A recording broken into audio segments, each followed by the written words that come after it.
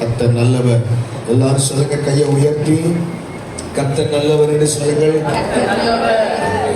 சில பாடல்களை நம்மை பாடலுக்குள்ளாக நடத்துவார்கள். அவர்களோடு சேர்ந்து நாம் என்ன செய்வோம், பாடுவோம். கர்த்தர் நல்லவர். ஆமென்.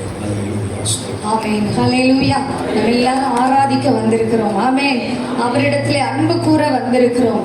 யெகோவா தெய்வத்தை ஆராதிக்க வந்திருக்கிறோம். ஒரு பழைய பாடல், ஃபாதர் ஐயாவுடைய பாடல், ஆராதிப்பேன் நான் ஆராதிப்பேன். இந்த பாடல்களின் வரிகளை நாம் உணர்ந்து பாடும்போது, வல்லவரே உம்மை ஆராதிப்பேன், ஆண்டவரை வல்லவரா நமக்கு முன்பதாக நினைச்சுக்கிடணும். நல்லவரே உம்மை ஆராதிப்பேன், அவர் ரொம்ப ரொம்ப நல்லவர் என்று நாம் நினைச்சு ஆராதிக்கணும். ஹல்லேலூயா. ஆமென். ஹல்லேலூயா. ஆராதிப்பேன் நான் ஆராதிப்பேன், ஆண்டவர் இயேசுவை ஆராதிப்பேன். ஆராதிப்பேன் நான் ஆராதிப்பேன், ஆண்டவர் இயேசுவை ஆராதிப்பேன். வல்லவரே உம்மை ஆராதிப்பேன், நல்லவரே உம்மை ஆராதிப்பேன். வல்லவரே உம்மை ஆராதிப்பேன், நல்லவரே உம்மை ஆராதிப்பேன். ஆராதிப்பேன் நான் ஆராதிப்பேன், ஆண்டவர் இயேசுவை ஆராதிப்பேன். ஆராதிப்பேன் நான் ஆராதிப்பேன், ஆண்டவர் இயேசுவை ஆராதிப்பேன். பரிசுத்த உள்ளத்தோடு ஆராதிப்பேன், பணிந்து துணிந்து ஆராதிப்பேன். பரிசுத்த உள்ளத்தோடு ஆராதிப்பேன், பணிந்து துணிந்து ஆராதிப்பேன். ஆராதிப்பேன் நான் ஆராதிப்பேன், ஆண்டவர் இயேசுவை ஆராதிப்பேன்.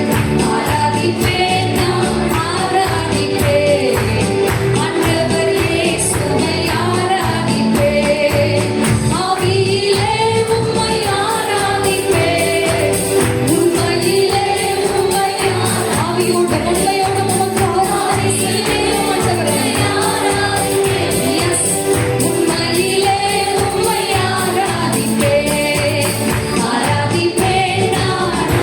ஹல்லேலூயா. ஆமென். ஆண்டவர் இயேசுவை ஆராதிப்பேன். ஆராதிப்பேன் நான் ஆராதிப்பேன், ஆண்டவர் இயேசுவை தூதர்களோடு சேர்ந்து உம்மை ஆராதிப்போம். ஆராதிப்பேன், ஸ்தோத்திர பலியோடு ஆராதிப்பேன், தூதர்களோடு ஆராதிப்பேன். இந்த நாளில் என்னுடைய ஆராதனை இப்படியாக இருக்கிறார். Yes lord. ஆராதிப்பேன் நான் ஆராதிப்பேன், ஆண்டவர் இயேசுவை ஆராதிப்பேன். ஆராதிப்பேன் நான் இந்த முழு பலத்தோடு, முழு உற்சாகத்தோடு. ஆண்டவரே ஆண்டவரே உம்மை ஆராதிப்பேன், ஆண்டவரை நான் ஆராதிப்பேன், ஆண்டவரை நான் ஆராதிப்பேன். என்னை காண்பவரை நான் இவ்விடத்திலே பார்க்கிறேன் என்று ஆமென் சொன்னதுனால, எஸ் லார்ட். ஆராதிப்பேன் நான் ஆராதிப்பேன், ஆண்டவர் இயேசுவை ஆராதிப்பேன். ஆராதிப்பேன் நான் ஆராதிப்பேன், ஆண்டவர் இயேசுவை ஆராதிப்பேன். வெண்ணாடை அணிந்து ஆராதிப்பேன், குருத்தோலை ஏந்தி ஆராதிப்பேன். வெண்ணாடை அணிந்து ஆராதிப்பேன், குருத்தோலை ஏந்தி ஆராதிப்பேன். ஆராதிப்பேன் நான் ஆராதிப்பேன், ஆண்டவர் இயேசுவை ஆராதிப்பேன். ஆராதிப்பேன் நான் ஆராதிப்பேன், ஆண்டவர் இயேசுவை ஆராதிப்பேன். ஹல்லேலூயா. ஆண்டவர் சொல்லுகிறார், என்னை கண்டவரை இவ்விடத்திலே நான் காண்கிறேன். இந்த இடத்துல உங்களை காண்கிறவராக ஆண்டவர் வந்திருக்கிறார். நம்ம இந்த ஆராதனைக்கு வருகிறதற்கு முன்பதாகவே அவர் இந்த இடத்துல நம்ம சீட்டுக்கு பக்கத்துல வந்து நின்றுட்டு இருக்கிறார். ஹல்லேலூயா. அவர் எங்கும் நிறைந்த எலோகிம். ஆமென். ஆண்டவர் ஆண்டவர் இந்த நாளிலே ஆராதிக்க வந்திருக்கிற நம்ம எல்லாருக்கும் ஒரு நீரூற்றை கட்டளையிட வல்லவராய் இருக்கிறார். கரங்களை தட்டணுமே. ஹல்லேலூயா. உற்சாகமான வார்த்தைகள் உங்களுக்குள்ளாய் வரும்போது ஆமென். ஆவியில நிறைந்து கரங்களை தட்டி அதை பெற்றுக்கொள்ள வேண்டும். ஹல்லேலூயா. ஆமென். காண்பவரை நான் ஆராதிப்பேன், காப்பவரை நான் ஆராதிப்பேன். உணர்ந்து பாடுவோமா? ஆண்டவர் ஆகாரின் தேவனாக நம்மோடு கூட இருக்கிறார். ஹல்லேலூயா. ஆமென். நம்முடைய பிள்ளைகளின் அழுகையின் சத்தத்தை, நம்முடைய குடும்பங்களில் உள்ள கூக்குரலையும் விண்ணப்பங்களையும் ஆண்டவர் கேட்டு பதில் தர வந்திருக்கிறார். ஹல்லேலூயா. ஆமென். காண்பவரை நான் ஆராதிப்பேன், காப்பவரை நான் ஆராதிப்பேன்.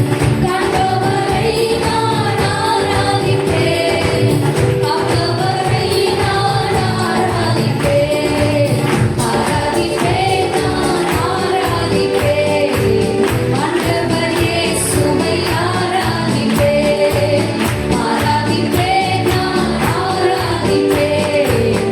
ஆண்டவர் இயேசுவை ஆராதிப்பேன். இன்னொரு ஆராதனை. ஆராதிப்பேன், நான் ஆராதிப்பேன். ஆண்டவர் இயேசுவை ஆராதிப்பேன்.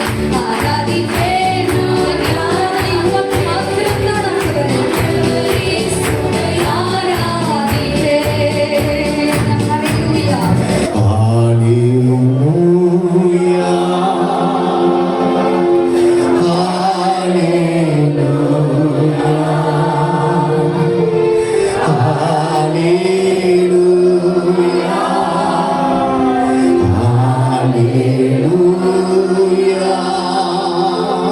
அன்னைக்கு யாக்கோபு படுத்திருந்த பூமிக்கும் வானத்திற்கும் ஒரு ஏணி வைக்கப்பட்டது.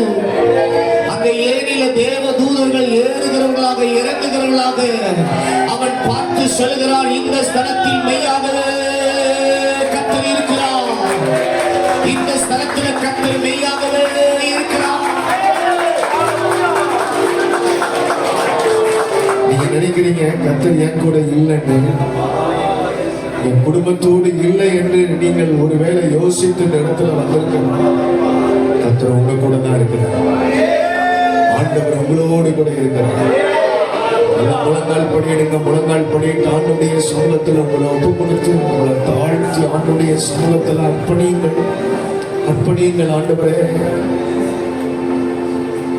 கல்வாரி திருப்பீடமே, போக்கும் ரத்தமே, கல்வாரி திருப்பீடமே, காரை போக்கும் ரத்தமே,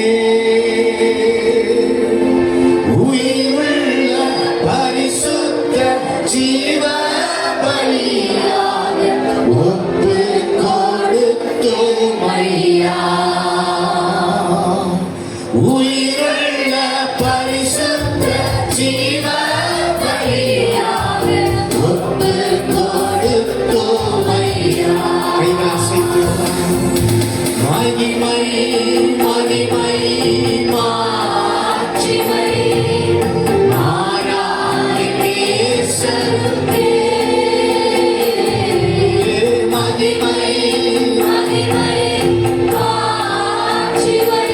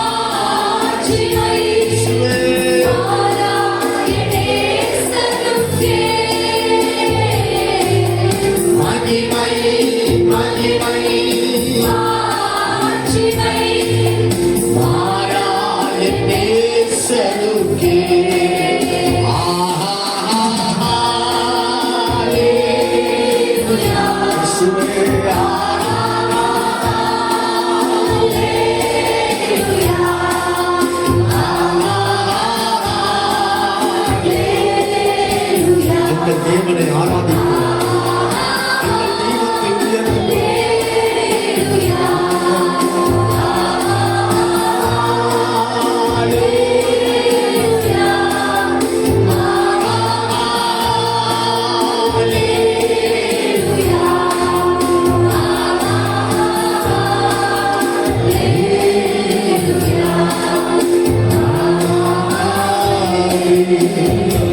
தடைகளை நீக்கி போடுகிறவர் இந்த வாரத்துல நமக்கு முன்னாடி போவார்.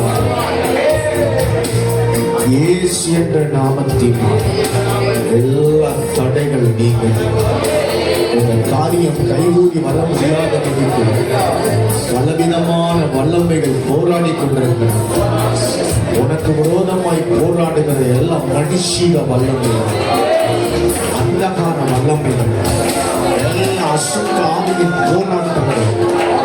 நல்லா கையை சுட்டி நல்லா ஜெபம் பண்ணுங்க. நல்லா கையை சுட்டி பிசினஸுக்கு விரோதமா ஒரு ஆவி போராடுகிறது. அந்த தொழிலுக்கு விரோதமா ஒரு ஆவி, அந்த வேலைக்கு விரோதமா ஒரு ஆவி. இப்போ நீங்க கட்டி ஜெபம் பண்ணும்போது ஆண்டவர் அதை அப்புறப்படுத்துவோம். தடைகளை உடைக்கிற இயேசு என்ற நாமம் ஹல்லேலூயா உங்க வாழ்க்கையில மகிமைப்பட போகிறது.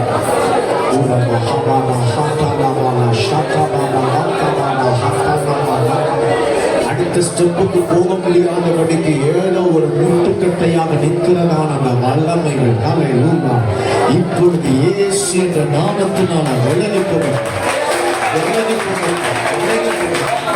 டோர் ஓப்பன் ஆகட்டும், திறந்த வாசல் உண்டாகட்டும்.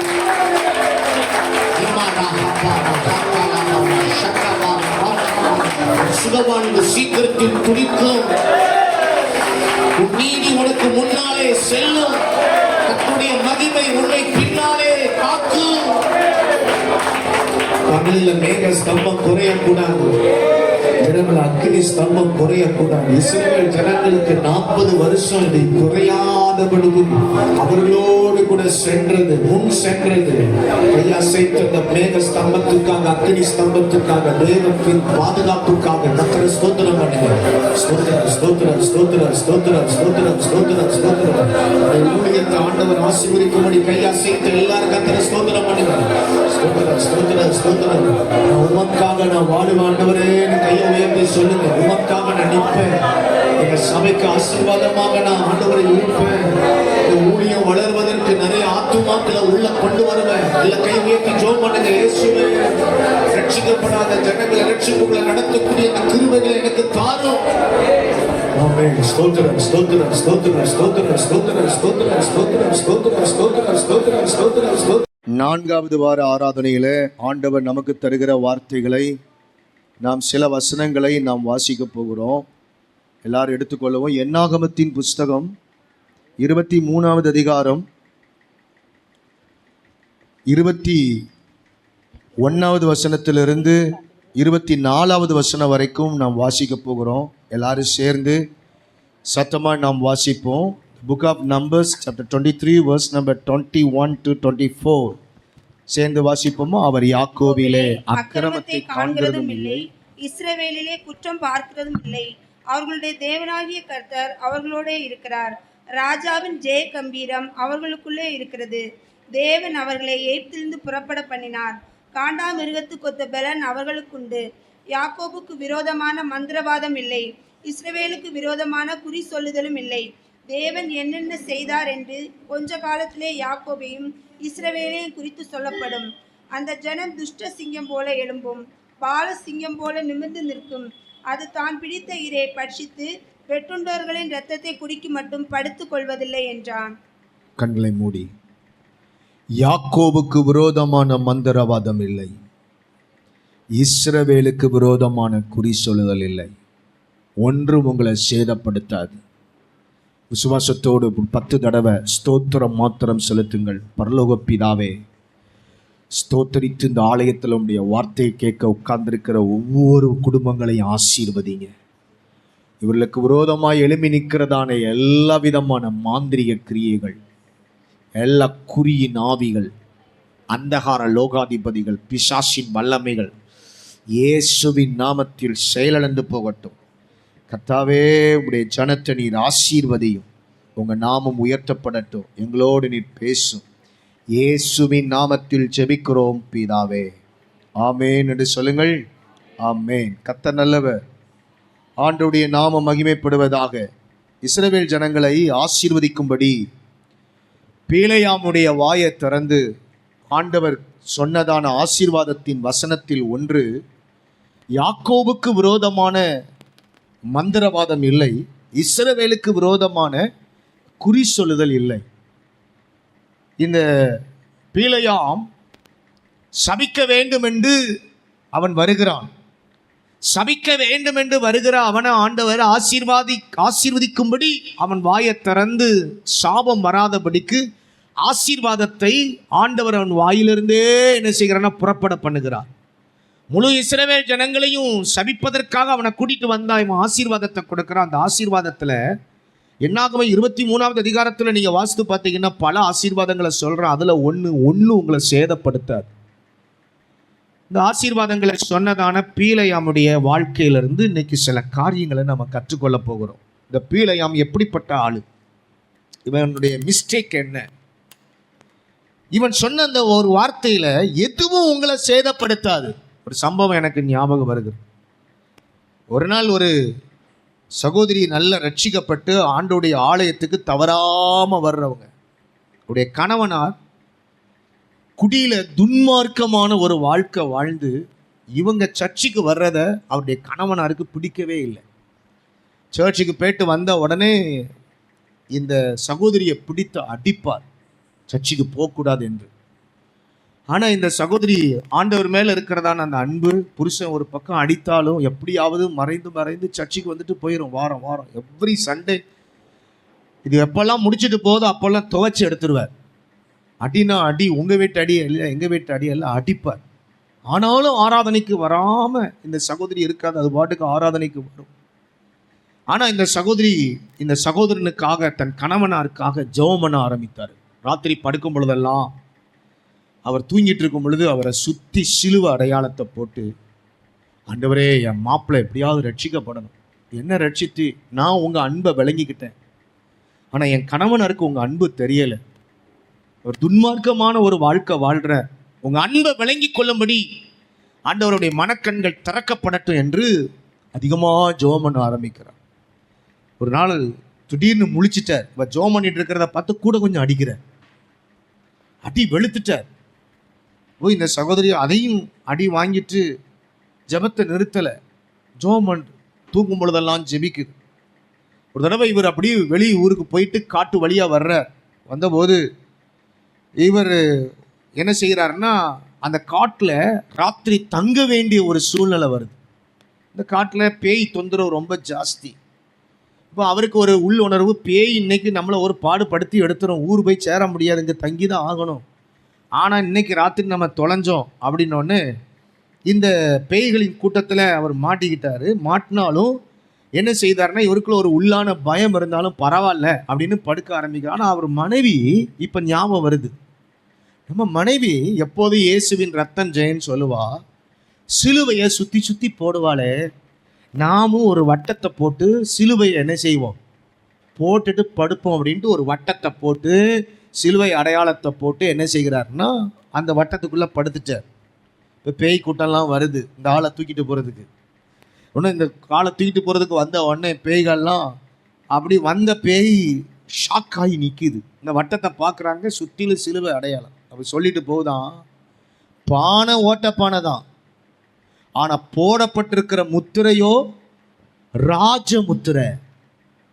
பானை ஓட்ட தான், உள்ள கிடக்கிற ஆளு ரட்சிக்கப்படாத ஒரு ஓட்டப்பானை தான், ஆனால் சுற்றி போடப்பட்டிருக்கிற முத்திரை ராஜ முத்திரை, அதனால் ஒன்றும் செய்ய முடியாதுன்னு போச்சா. இதே மாதிரி தாங்க உங்கள் மேலே இயேசு கிறிஸ்துவின் ரத்தம் இருக்கிற வரைக்கும், நீங்கள் இயேசுவினுடைய சிலுவை அண்டையில் வந்து நாள்தோறும் அவருடைய சமூகத்தில் காத்திருக்கிற உங்களுடைய வாழ்க்கையை அவருக்கு அர்ப்பணித்திருக்கிறபடியினால் எதுவும் உங்களை சேதப்படுத்தாது. எதுவும் மாந்திரிகத்துக்கோ குறி சொல்லுதலுக்கோ நீங்கள் பயப்பட வேண்டாம், ஒரு காலமும் பயப்பட வேண்டாம். இந்த பீலேயாமுடைய ஆரம்பம் ரொம்ப நல்லா இருக்கும். பீலேயாமுடைய ஆரம்பம் பார்த்தீங்கன்னா, அமர்க்களமாக இருக்கும். இவன் வாயை திறந்து ஆசீர்வதிச்சா அது ஆசீர்வாதமாகவே இருக்கும், சபிச்சான்னா சபிக்கப்பட்டதாகவே இருக்கும். அப்படி ஒரு கிருப வரத்தை வாங்கி வச்சவன். மாறலாம் செய்யாது, சொன்னால் அது நடக்கும். ஒரு மனிதனை ஆசீர்வதிக்கிறான்னா அவன் பிளஸ்ஸிங்காகவே இருந்துருவான். ஒரு மனிதனை சபிக்கிறான் என்றால் அவன் சாபமாகவே போயிடுவான்.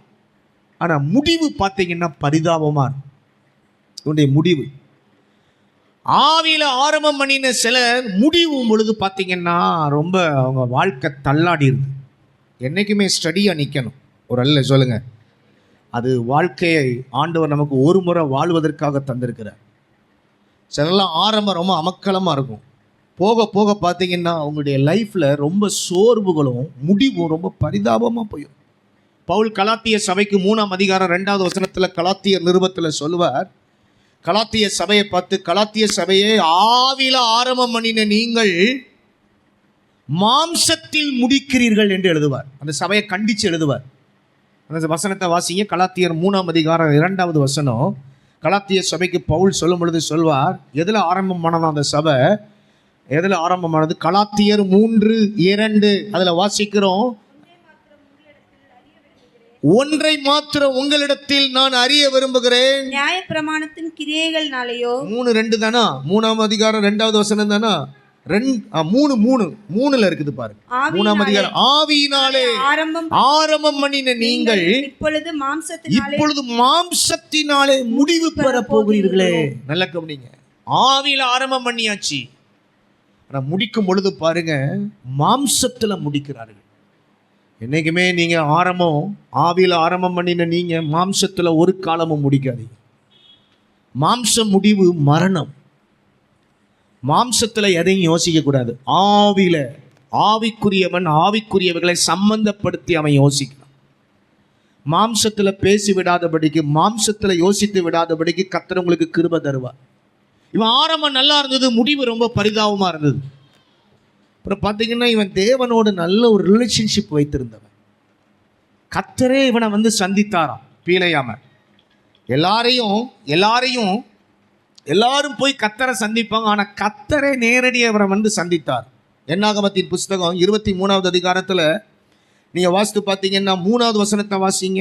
3வது வசனம் என்னாகமம் 23:3. பாலாகை நோக்கி, பீலையாம் பாலாக்கை நோக்கி, உம்முடைய சர்வாங்க தகன பலி அண்டையில் நில்லும், நான் போய் வருகிறேன், கர்த்தர் வந்து என்னை சந்திக்கிறதா இருக்கும். அப்போ கர்த்தரே இவனை சந்திக்கிற அளவுக்கு ஒரு ரிலேஷன்ஷிப். கர்த்தரால் சந்திக்கப்பட்டு ஆண்டவர் இவனை சந்திக்கிற அளவுக்கு. 16வது வசனத்தை வாசிங்க. 16:16-23 கர்த்தர் பிலேயாமை சந்தித்து, என்னாகமம் 23:16 கர்த்தர் பீலையாமை சந்தித்து. நல்ல கவனிங்க, பீலையாம கர்த்தரே சந்திக்கிறார். எவ்வளவு ரிலேஷன்ஷிப் இருக்கு பாருங்க. கர்த்தர் நம்மளை மீட் பண்ண அப்படி இருக்கும்.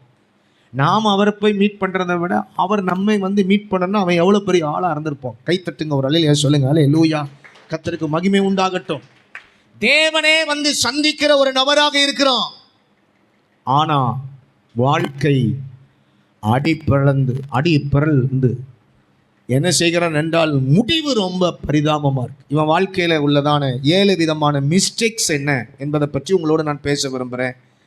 ஆண்டவர் உங்களுக்கு இந்த வார்த்தைகளை ஆசீர்வதித்து தரட்டும். நம்பர் 1, இவன் வாழ்க்கையிலிருந்து கற்றுக்கொள்கிற முதல் காரியம், பீலையாம் என்றால் என்ன அர்த்தம் அப்படின்னு சொல்லி பார்த்தா, பட்சிக்கிறவன் என்ற அர்த்தம். என்ன அர்த்தம்? பட்சிக்கிறவன்னா அதனுடைய மீன்ஸ் என்னன்னா, ஒரு ஆள் கையில் கிடைச்சா அந்த ஆளை புசிக்கி தள்ளிடுவான். மனிதர்களை கண்டாலே எரிஞ்சு விழுவாங்க.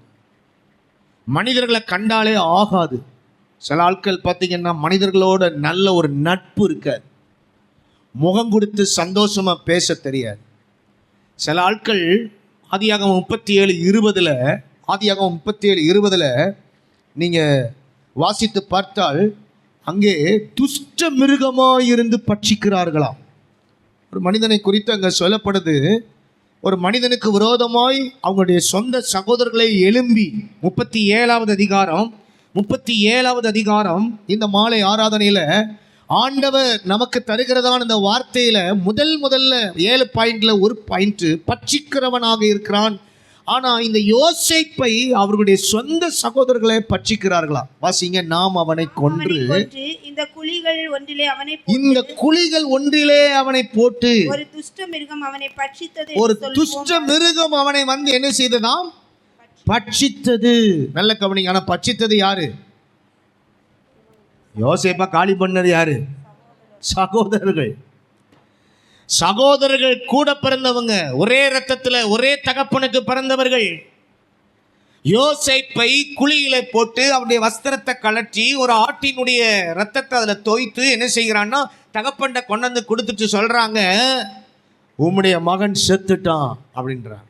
நிறைய பேருடைய வாழ்க்கையில பட்சிக்கிற காரியங்கள். பீலையாம் பட்சிக்கிறவன்.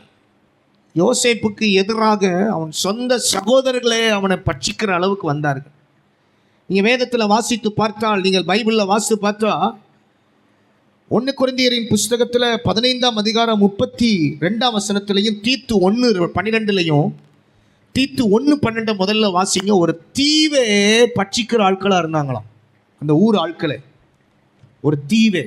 தீத்து 1:12 வாசிங்க. 1:12. அந்த ஊருக்கு போயாச்சுனாலே எப்படி இருப்பாங்களா அந்த ஆட்கள்? இப்போ நம்ம ஊர் ஆட்களை பற்றி சொல்லுவாங்க, தஞ்சாவூர் ஆட்கள் தலையாட்டி பொம்மை அப்படிம்பாங்க. தஞ்சாவூர் ஆட்கள் அல்ல, தஞ்சாவூரில் ரொம்ப ஃபேமஸ் என்னது?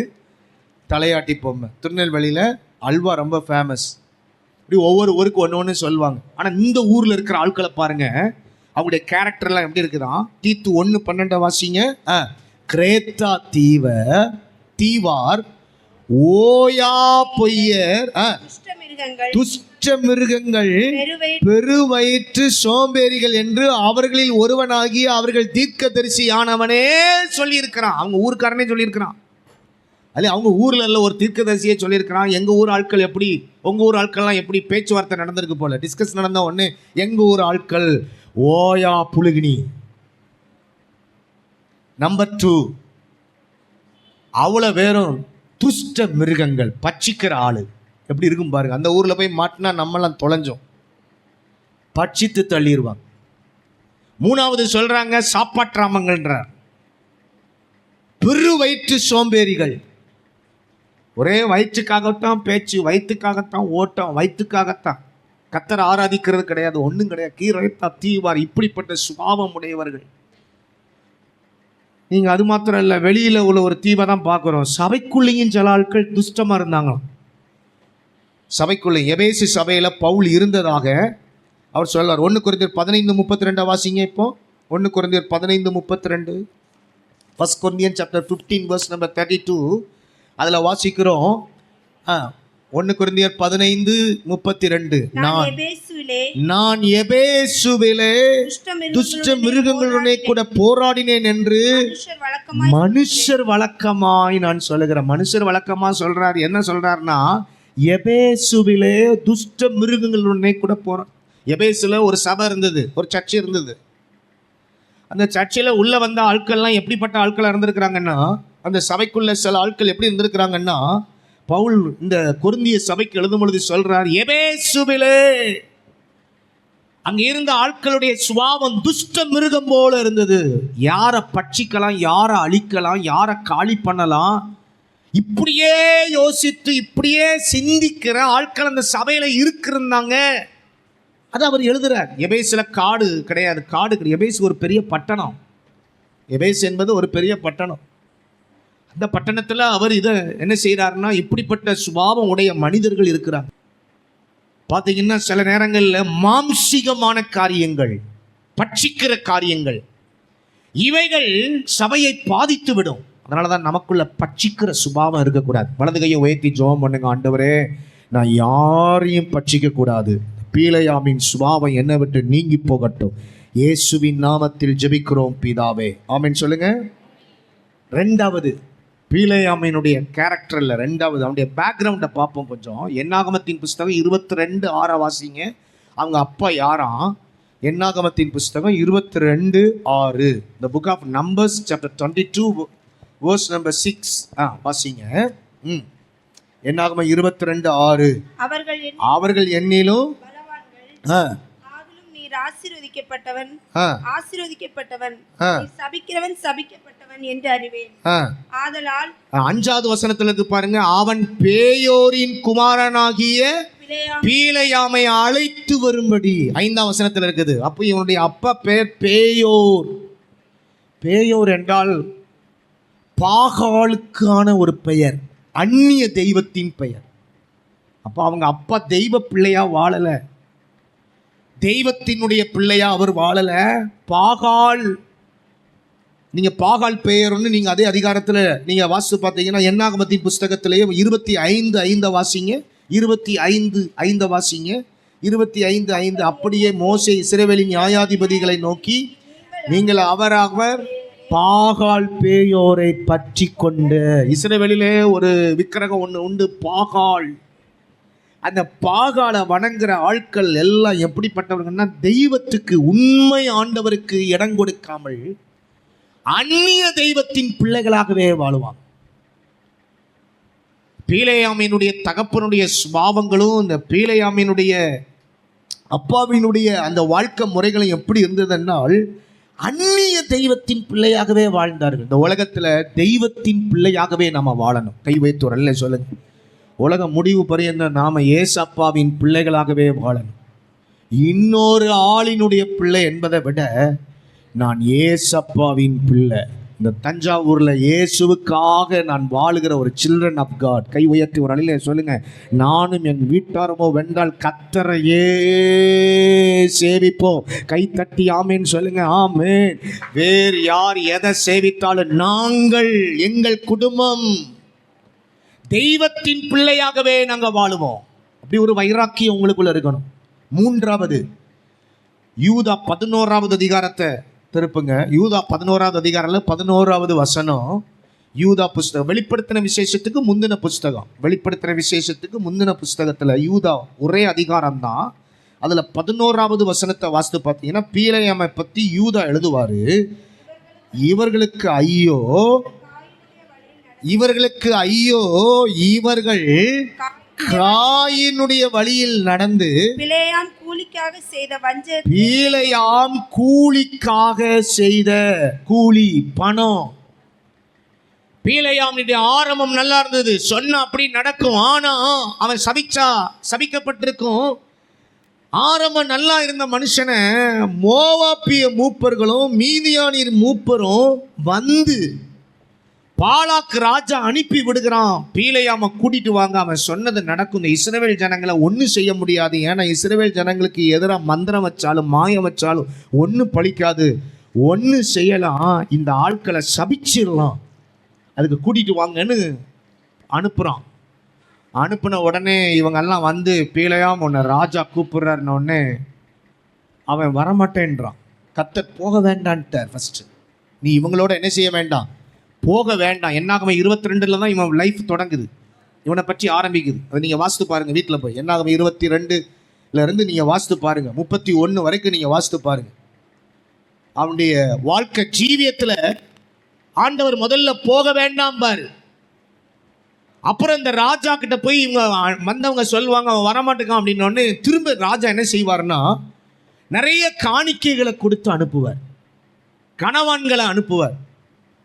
கணவான்களையும் காணிக்கைகளையும் நிறைய கொடுத்து அனுப்பின உடனே பீலேயாம மறுபடியும் வந்து சந்திப்பாங்க. சந்தித்த உடனே முதல்ல கர்த்தர் போக வேண்டான்னு சொல்லிடுவார். இப்போ 2வது மேலே ஏறி ஜோம் பண்ணுவார். ஆண்டவர் என்ன சொல்கிறார் அதை கேட்டு வரேன். ஏன்னா ஏற்கனவே ஃபஸ்ட்டு சொல்லிட்டார் போகாதன்னு, இவன் கேட்கல. 2வது இவன் மேலே ஏறி ஜோம் பண்ணும் பொழுது ஆண்டவர் சொல்வார், இவன் ஒயாம கேட்குறானேன்னு சொல்லிட்டு ஆண்டவர் போப்பா அப்படின்பார். இவனு கழுதை மேலே ஏறி கழுதையில் சேனை வைத்து கொண்டு என்ன செய்வான், கழுதை மேலே ஏறி அவன் போவான். போகிற வழியிலே யார் நிற்பா சொல்லுங்க? போகிற வழியிலே இவனை கொல்றதுக்கு யார் நிற்பா? ஒரு தூதன் பட்டயத்தை ஏந்திட்டு நிற்பான். அப்போ கழுதைக்கு கண்ணுக்கு தெரியுது, எதிர்த்தாப்புல ஒரு தூதன் பட்டயத்தை வச்சு நிற்கிறான் இவனை கொல்றதுக்காக அப்படின்னு சொல்லி கழுதை ஓரமாக சுவர் ஓரமாக போய் இவன் அது தேய்ச்சிக்கிட்டே அப்படி கீழே படுத்துருது. இவன் கழுதையை போட்டு அடிப்பான். நல்ல கவனிங்க. சில நேரத்தில் அடம் பிடிச்சு கேட்கறது அனுமதி சித்தத்தில் ஆண்டவர் ரிலீஸ் பண்ணிடுவார். பரிபூர்ண சித்தம் வேண்டாம், நீ போக வேண்டாங்கிறது. ஆனால் அனுமதி சித்தத்தில் இவன் போனா அங்கே கழுதை இவனை கழுதை வந்து படுத்துக்கிடுது, கழுதையும் போட்டு அடிப்பான். கழுதை என்பது பாடுபடுகிறவன் திரும்ப அவனுக்கு அடி கிடைக்குது. நம்ம வாழ்க்கையில் அப்படிதான், யார் பாடு அதிகமாக படுறாமோ அவங்களுக்கு திரும்ப திரும்ப என்ன செய்யும்? அடி விழும். அடி தாங்க முடியாமல் அந்த கழுதை வாய் திறக்குது, திறக்கிற கழுதை பேசுது, பீலையாமே உமக்கு நான் என்ன துரோகம் பண்ணேன்? நான் வந்ததிலிருந்து உமக்கு நான் என்ன செய்கிறேன்? நான் வந்ததிலிருந்து நான் உமக்கு நல்லதுதானே செய்கிறேன். நீர் ஏன் எனக்கு தீமையாக நீர் இப்படி செய்கிறீர்? என்னை அடிக்கிறீர், என்னை உதைக்கிறீர், எனக்கு காயம் படுகிறது, வலி தாங்க முடியல என்று அந்த கழுதை என்ன செய்கிறது என்றால் பீலையாமை நோக்கி பேசுது. அப்போ ஏத்தாப்புல பாரும் அப்படின்றான். பாரு, ஒரு தூதை நிற்கிறான், கொல்றதுக்காக நிற்கிறான் அப்படின்னு சொல்லி அந்த கழுதை அவனுக்கு புத்தி புகட்டும். அப்படியாவது இவன் திரும்பி வந்திருக்கலாம். ஆண்டவர் ஒரு தடையை போடுவார். அந்த தடையை கண்டுபிடித்த உடனே வேண்டாம் அப்படின்னு மூட்டை கட்டிடணும். அப்படி இல்லை, திரும்ப போவான். போய் ஒவ்வொரு மலைக்காக கூட்டிகிட்டு போய் பழி செலுத்தி இந்த கூட்டத்தை பார்த்து சபிக்கணும் அப்படின்னு சொல்லி சொல்லுவான். ஆனால் இவன் ஆசீர்வதிப்பான். அவன் வாயால் ஆண்டவர் சாபத்தை போட மாட்டார், ஆசீர்வாதத்தை போடுவார். பண ஆசையில் விழுந்து போனான் இவன். மூன்றாவது, பணம் ஒரு மனிதனுடைய வாழ்க்கையை டேர்ன் பண்ணிடும். ரொம்ப கவனமாக இருக்கணும். பணத்தை கையாளும் பொழுது ரொம்ப கவனம், அக்கௌண்டபிலிட்டி நமக்கு இருக்கணும், உக்ரானத்துவம் நமக்கு இருக்கணும். கர்த்தர் இந்த உலகத்தில் உங்களுக்கு தர்ற ஐஸ்வர்யங்கள், ஆண்டவர் உங்களுக்கு தருகிற பணங்களுக்கு நீங்கள் ஆண்டவருக்கு கொடுக்க வேண்டியதை கொடுத்து தேவ ராஜ்யத்துக்கும் தேவ ஊழியத்துக்கும் செய்ய வேண்டியதை செய்து மீதம் உங்களுக்காக பிளான் பண்ணி நேர்த்தியாய் செலவு செய்யுங்கள். கிடைக்கிறதே இன்னைக்கு சாப்பிட்டுட்டு நாளைக்கு என்ன செஞ்சிடும்? செத்துருவோம் அப்படின்னு நினைக்கக்கூடாது. அப்படி தானே? நீங்கள் ஒன்றுமே வைக்காமல் போனீங்கன்னா உங்கள் பிள்ளைங்க உங்களை திட்டுவாங்க. உண்மை தானே? பிதாக்கள் என்ன வச்சுட்டு போகணுமா பிள்ளைகளுக்கு? சொல்லுங்கள். இந்த வேதம் தான் நம்ம படிக்கிறோம். சுதந்திரங்களை வச்சுட்டு போகணும், சுதந்திரங்களை வைக்கணும். சுதந்திரங்களை வைத்துட்டு போனால் அது வைக்க வேண்டும் என்று நமக்கு வேதமும் சொல்லுகிறது. இப்போ பண ஆசை தான் இருக்கக்கூடாதே தவிர பணம் நமக்கு வர்றதில் ஒன்றும் இல்லை. அந்த பணத்தை கையாளுற முறை தான் இருக்குது. பணத்தை கையாளுற முறை கர்த்தர் உங்களை நம்பி தருவார். உங்களுக்கு நம்பி தரும் பொழுது கவனமுள்ளவர்களாக இருங்க. யூதாஸ் இயேசுவுக்கு ரொம்ப ட்ரெஷரர் வேலை நல்லா பார்த்தார். ஆனால் அதே பணத்தில் அவர் விழுந்து போனார். 30 வெள்ளிக்காசுக்காக பண ஆசையில் இயேசுவை காட்டி கொடுக்குறார். இயேசுவை காட்டி கொடுத்து 30 வெள்ளிக்காசை வாங்கினவன் தேவாலயத்தில் கொண்டு போய் எரிஞ்சு ஐயோ நீதிமான காட்டி கொடுத்துட்டேனேன்னு சொல்லி 4 கொண்டு செத்தான். உயிர் போகலை. கடைசியில் மலை மேலே ஏறி கீழே விழுந்து வயிறு வெடித்து செத்தான். அவன் வயிறு வெடித்து செத்தான் என்று அப்போஸ்தலர் 1 அதிகாரத்தில் வாசிக்கிறோம். இன்னொரு இடத்துல 4 கொண்டு அவன் போய் தூக்கு கயிறை மாட்டி சாக பார்த்துருக்கிற, சாவு வரல. ஒரு தேவனுடைய பிள்ளை பணத்தை குறித்து ரொம்ப கவனம் உள்ளவர்களாக இருக்கணும். ஒரு அல்ல சொல்லுங்க, உங்கள் வீட்டுக்கு எந்த பணம் வந்தாலும் கையில் வச்சு ஜெபம் பண்ணுங்க. நல்ல தேவ பிள்ளைகள் ஒரு பங்கை ஒரு ஆண்டவருடைய ஊழியத்துக்காக எடுத்து வைத்து அதை தசம பாகமாக செலுத்துவார்கள். உங்கள் கையில் நிறைய பணங்கள் தங்க மாட்டேங்குதுன்னு கவலைப்படாதீங்க. இதை நீங்கள் செய்து பாருங்கள், உங்களை ஆண்டவர் பொருளாதாரத்தில் ஆசீர்வதிப்பார்.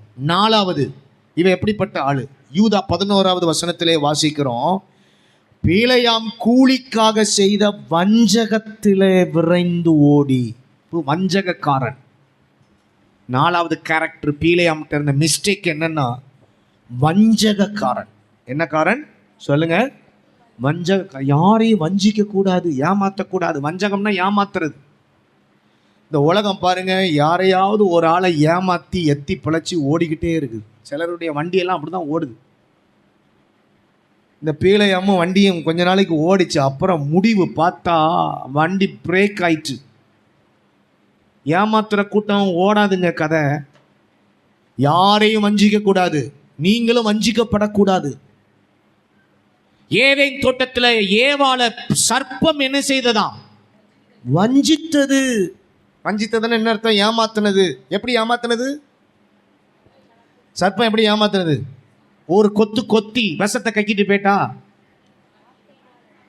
சர்ப்பம் உள்ள வருது, படம் எடுத்து ஆடலை. பாம்பு உள்ள வருது ஏதேன் தோட்டத்துக்குள்ள. பாம்பு உள்ள வந்த உடனே சர்றன்னு எலும்பி படம் எடுத்து டமார்னு ஒரு கொத்திட்டு ஏவாள் சாகட்டும் அப்படின்லாம் போல. பேசி பேசியே வஞ்சித்தது. சில ஆட்கள் உங்களை வஞ்சிக்க நினைப்பாங்க. சில ஆட்கள் உங்களை ஏமாத்துற ஆளு பேசி பேசியே ஏமாத்துவாங்க. ரொம்ப கவனங்க.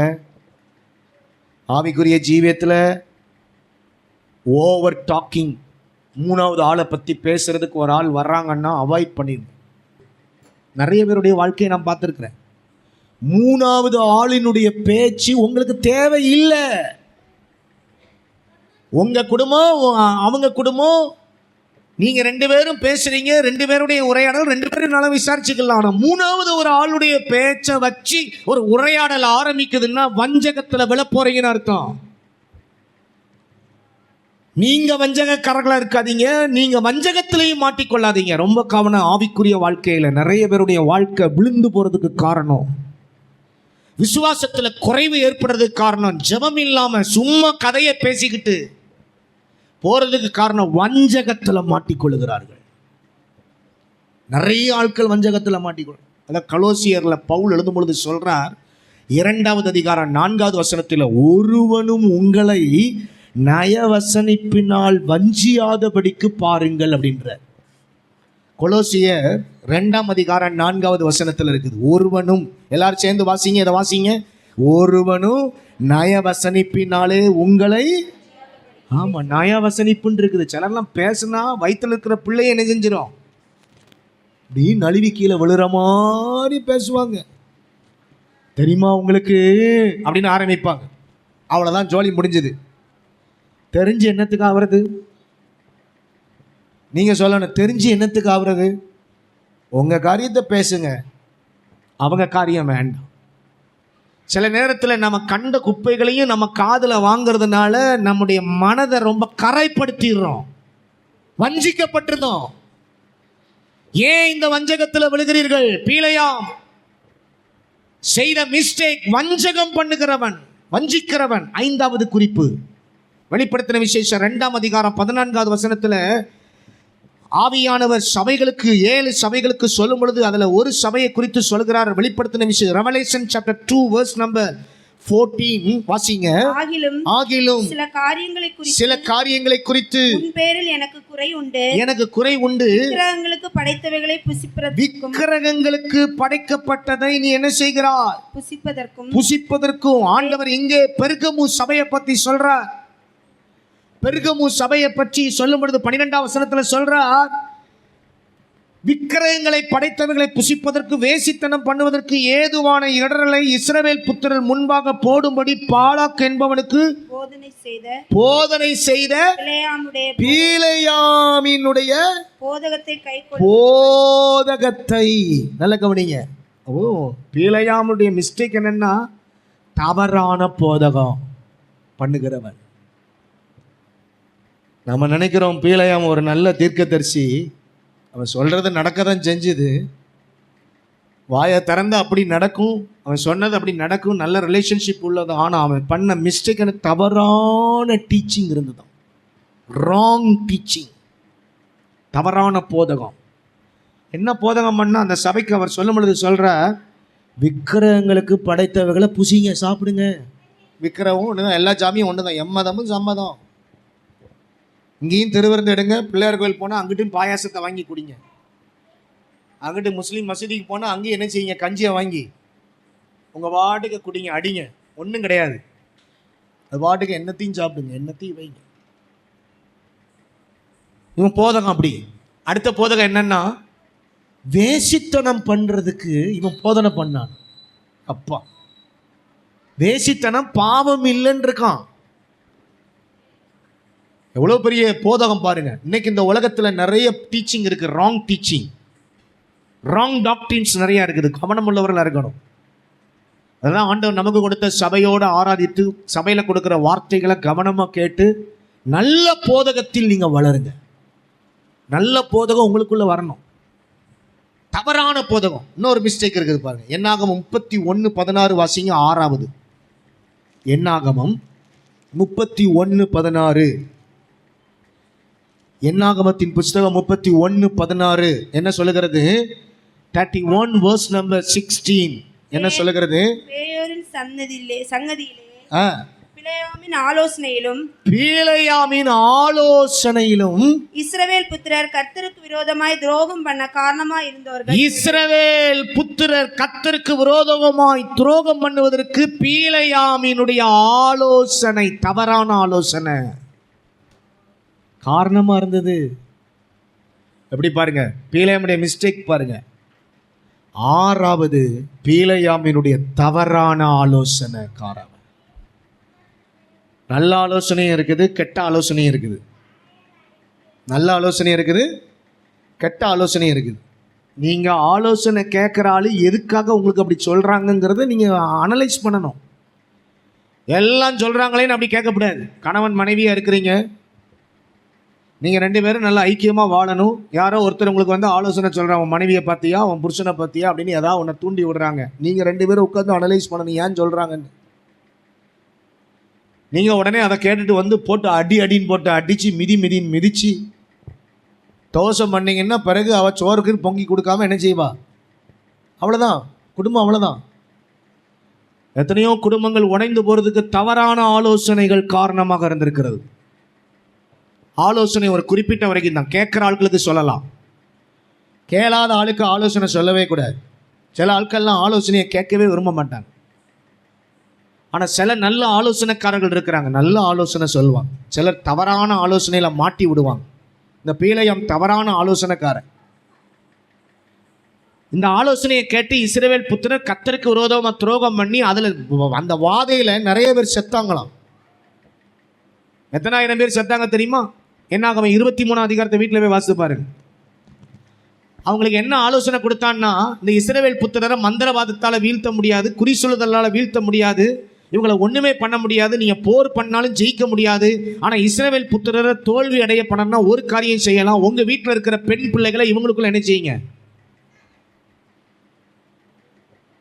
முறைகேடான வாழ்க்கை வாழ்வதற்கு, வேசித்தனம் பண்ணுவதற்காக இறக்கி விடுங்கன்றான். மோவாப்பிய ஸ்திரீகளோட இவங்க வேசித்தனம் பண்றத கர்த்தர் பார்த்து ஐயோயோ இது பெரிய மகா பெரிய பாவம் செய்கிறாங்களேன்னு சொல்லி ஆண்டவர் கோவப்பட்டு அத்தனை 1000 ஜனங்களை அழித்து போட்டார். எப்படி பாருங்க, தவறான ஆலோசனை. பீலேயாமுடைய ராங் டீச்சிங் ஒரு சபை பாதிக்கப்படுவதற்கு காரணமாக இருந்தது. ரொம்ப கவனம், உங்கள் ஆலோசனையில் உடைக்கப்படக்கூடாது, கட்டி எழுப்பப்படணும். கை உயர்த்தி, ஆண்டவரே நான் ஒரு நல்ல ஆலோசனைக்காரனாக நான் இருக்கணும், எனக்கு அந்த கிருபையை தாரும். ஆமீன் சொல்லுங்க. என்னாகும் 25ஆம் அதிகாரம் 1-3 வரைக்கும் பீலேயாமினுடைய ஆலோசனை அங்கே இருக்குது பாருங்க. என்ன ஆலோசனை சொல்றான்? என்னாகும் 25:1-3 வரைக்கும் நீங்க வாசித்தீங்கன்னா, இஸ்ரவேல் சீத்தீமிலே தங்கி இருக்கையில் ஜனங்கள் மோவாப்பின் குமாரத்திகளோட வேசித்தனம் பண்ண தொடங்கினார்கள். மோவாப்பியர் இஸ்ரவேல் ஜனங்களை ஜெயிக்கணும்னு நினைக்கிறாங்க. பாலாக்க கூப்பிட்டு சபிக்கணும்னு நினைச்சா சபிக்க வரல, அவனுக்கு ஆசீர்வாதத்தை தான் கொடுக்குறான். அப்ப என்ன செய்யணும் பீலேயாம்கிட்ட கேட்ட உடனே அவன் சொல்றான், உங்க வீட்டில் இருக்கிற பெண் பிள்ளைகளை எல்லாம் என்ன செய்யுங்க, அவங்களுக்குள்ள கல்யாணம் பண்றதுக்கு அனுப்பி விடுங்க, தவறு பண்றதுக்கு அனுப்பி விடுங்கன்னு சொல்றான். இந்த ஆலோசனையை கேட்டு அவன் அனுப்பி விட்டு கடைசியில் அது கர்த்தருக்கு கோபம் வந்து, அடுத்த வசனத்தை போடுங்க, அவர்கள் தங்கள் தேவர்களுக்கு இட்ட பலிகளை விருந்துண்ணும்படி 3ஆம் வசனத்தை வாசிங்க. இப்படிப்பட்ட இஸ்ரவேலர் பாகால் பெயரை பற்றி கொண்டார்கள், அதனால் இஸ்ரவேல் மேல் கர்த்தருடைய கோபம் மூண்டது. கோபம் கிளம்பிட்டு ஆண்டவர் அடிச்சு தள்ளிட்டார். ரொம்ப கவனம் தேவ பிள்ளைகளை. ஆலோசனை, தவறான ஆலோசனை சொல்ற ஆட்களோட ரொம்ப கவனமா இருங்க. 7வது ஒன்று சொல்றேன். யோசுவா 13ஆவது அதிகாரம் 22வது வசனம். யோசுவாவின் புஸ்தகம் 13:22 வாசிக்கிறோம். என்ன வாசிக்கிறோம்? 13:22. யோசுவா 13:22. யோசுவாவின் புஸ்தகம் 13, the book of Joshua chapter 13 verse number 22ல இந்த இஸ்ரவேல் புத்திரர் வெட்டின மற்றவர்களோடு கூட பேயோரின் குமாரனாகிய பாலாம் என்னும் குறி சொல்கிறவனையும் பட்டயத்தினால் வெட்டி போட்டார்கள். பட்டயத்தினாலே வெட்டி போட்டார்கள். யோசுவாவின் புஸ்தகத்தில் இருக்குது 13:22. இஸ்ரவேல் புத்திரர் வெட்டின மற்றவர்களோடு கூட பாலாம் என்னும் பீலேயாம குறி சொல்லுகிறவனை பட்டயத்தால் வெட்டி போட்டாங்க. ஃபர்ஸ்ட் ஆரம்பத்தில் அவன் பேர் என்னது? தீர்க்கதரிசி. முடிவில் என்ன பேர் வருது? முடிவில் என்ன பேர் வருது? குறி சொல்லுகிறவன். இப்படி கர்த்தருடைய தீர்க்கதரிசி இப்போ என்னதான் மாறிட்டாரு? குறி சொல்கிற வேலையில் இறங்கிட்டார். காசு வந்தால் குறி சொல்கிற வேலை. கடைசியில் பார்த்தா இவருடைய முடிவு பார்த்தீங்கன்னா, இவருக்கு விருப்பம் நீதிமான் போல மரிக்கணும்னு விருப்பம். அவரே சொல்லி வச்சிருப்பார். என்னாகமத்தின் புஸ்தகம் 23:10 கீழே உள்ள பகுதியில், நான் நீதிமான் போல. என்னாகமத்தின் புஸ்தகம் 23:10 அவர் சொல்லி ஒரு ஜெபம் பண்ணுவார். கீழே உள்ள பகுதியில், நான் நீதிமான் மரிப்பது போல நான் மரிப்பேனாக, என் முடிவு அவன் முடிவை போல இருப்பதாக என்பான். ஆசைப்பட்டான் நீதிமான் மாதிரி மரிக்கணும். ஆனா அவன் முடிவு எப்படி இருந்தது சொல்லுங்க? மோசே ராஜாக்களை வெட்டும் பொழுது இவனையும் சேர்த்து வெட்டி பாலாக்க வெட்டி போட்டுருந்தான். இன்னைக்கு நம்முடைய வாழ்க்கையில பாலாக்கினுடைய மிஸ்டேக் ஏதாவது இருந்தா, இன்னைக்கு இந்த ராத்திரி நேரத்தில் அந்த பாலாக் பீழையாம என்னுடைய மிஸ்டேக் நம்முடைய வாழ்க்கையில் இருக்குமானால் அதை இந்த ராத்திரி நேரத்தில் கட் பண்ணி தூர எறிந்து, ஆண்டவரே உம்மோடு கூட உள்ள ஒரு வாழ்க்கையில் நான் இணைந்து நேர்த்தியாய் வாழ எனக்கு கிருபை தாரும். எல்லாரும் எழுப்பி நிற்போம். வேதத்தை மூடி எல்லாரும் எழுப்பி நின்று கைகளை உயர்த்தி, எனக்கு விரோதமான மந்திர எழுப்பி நின்று சொல்லுங்கள், உங்களுக்கு விரோதமாக எதுவும் எழும்பாது. ஹல்லேலூயா. எல்லாரும் கைகளை உயர்த்தி, காண்டாமிருகத்துக்கு ஒத்த பலன் உனக்கு உண்டு மகளே, நீ கவலைப்படாத. ஹல்லேலூயா. இந்த ஆராதனையில் ஆண்டவர் உன்னோட கூடத்தான் பேசியிருக்கிறார். ஹல்லேலூயா. இது ஒரு எச்சரிப்பின் செய்தியாக இருக்கலாம். பீழையாமின் வாழ்க்கையில் உள்ள மிஸ்டேக்ஸ் என்ன என்பதை உங்களோட கூட நான் பகிர்ந்து கொண்டேன். ஒருவேளை ஸ்தோத்திரம், நீங்கள் ஒரு இப்படிப்பட்ட சுபாவம் உடையவர்களாக உங்கள் வாழ்க்கையில் நிறைய பேரை சந்தித்திருக்கலாம். இல்லைன்னா இந்த சுபாவங்கள் உங்களுக்குள்ள இருக்குமானால் இந்த பீழையாமின் சுபாவத்தை இன்றைக்கே துரத்தி போடுங்க. கை உயர்த்தி கர்த்தரை ஸ்தோத்திரம் பண்ணி, உம்மோடு செலவிடும் ஒவ்வொரு நிமிடமும் ஹல்லேலூயா வீணாக போகக்கூடாது. ஆண்டவரே சொல்லுங்க, நேரம் செலவழிக்கிறீங்க, அது பிரயோஜனமா இருக்கட்டும். இந்த மாதிரியான மிஸ்டேக், பட்சிக்கிற மிஸ்டேக், ஹல்லேலூயா, தெய்வத்தின் பிள்ளையாக வாழாமல் அந்நிய தெய்வத்தின் பிள்ளையாக வாழுகிறது. ரெண்டாங்கட்ட வாழ்க்கை வாழ்றது. மூன்றாவது, பணத்துல விழுந்து போகிற ஒரு சுபாவம், அது நம்மள்கிட்ட இருக்கக்கூடாது. கையை உயர்த்தி, எவ்வளவு தந்தால் ஆண்டவரே உங்க நாமத்துக்காக நான் உண்மையா இருப்பேன். கையை உயர்த்தி ஜெபம் பண்ணுங்க. யாரையும் வஞ்சிக்க கூடாது. வஞ்சகக்காரனாக இருக்கிறான், தவறான போதகம் பண்ணுகிறான், தவறான ஆலோசனை சொல்லுகிறான், பின்மாற்றக்காரனா இருக்கிறான். ஒரு காலமும் நான் பின்வாங்க மாட்டேன். ஆண்டவரே கைகளை உயர்த்தி, ஹல்லேலூயா, உம்மோடு செலவிடும் ஒவ்வொரு நிமிடமும் வீணாக போகாதையா, என்னை பலவானாய் மாற்றுதையா. உம்மோடு செலவிடும் ஒவ்வொரு நிமிடமும் வீணாக போகாதையா, என்னை பலவானாய் மாற்றுதையா. ஓ தேவ பிரசன்னம், என்ன ஆனந்தம். கை தட்டி பாடுங்க. ஓ தேவ பிரசன்னம், என்ன ஆனந்தம். ஆகாயம் கொண்டு செல்லுதே, என்னை ஆகாயம் கொண்டு செல்லுதே. உம்மோடு செலவிடும் ஒவ்வொரு நிமிடமும் வீணாக போகாதையா, என்னை பலவானாய் மாற்றுதையா. சொல்லுங்க, உம்மோடு செலவிடும் ஒவ்வொரு நிமிடமும் வீணாக போகாதையா, என்னை பலவானாய் மாற்றுதையா. வானத்திலே தூதரெல்லாம், வானத்திலே தூதரெல்லாம் பரிசுத்தரே என்று பணிகிறார்களே. வானத்திலே தூதரெல்லாம் பரிசுத்தரே என்று பணிகிறார்களே. பூமியிலே மண்ணான நான் உன் நாமம் வாழ்கவென்று தொழுகிறேனையா. பூமியிலே மண்ணான நான் உன் நாமம் வாழ்கவென்று தொழுகிறேனையா. கைகளை தட்டி, தேவ பிரசன்னம், என்ன ஆனந்தம். ஓ தேவ பிரசன்னம்,